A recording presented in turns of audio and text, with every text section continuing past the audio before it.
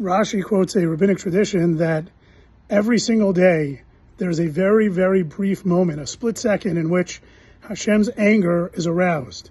And the ability of Bilam to curse was predicated on his ability to decipher and determine when that moment was, in order to effectively create that klala, that curse. The Rabbi explains that the idea of Hashem getting angry every day is predicated on the idea that if anger exists in the world, then it must be coming from Hashem. Every midah, every attribute, every reality, both in the world of the physical world as well as the world of ideas and emotions, if it exists in our experience, in our world, it must come from Hashem. And there must be a positive utilization. Anger has its place.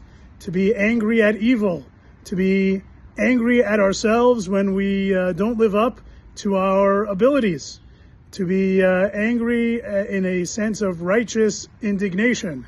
These are ways in which we can be angry in a constructive way, and why anger exists and why Hashem gets angry once a day. The Rabbi suggests that Hashem wanted to hold back his anger for a few days in order for Bilam to be confused and not be able to curse the Jewish people, which sounds like a good idea, but in the absence of that moment of anger, the midah of anger began to dissipate within the world, and so Bilam was able to capitalize on that.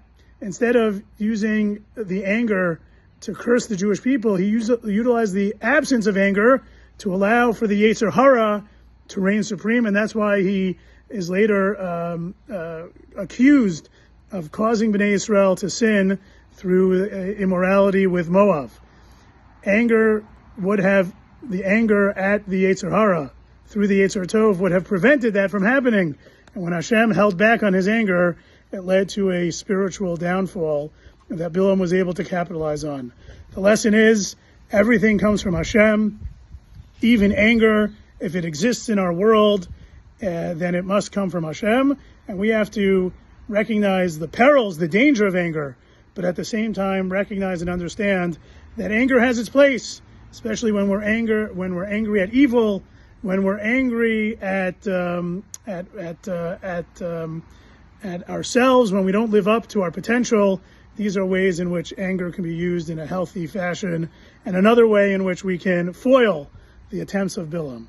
Wishing everyone a Shabbat Shalom from Passaic, New Jersey.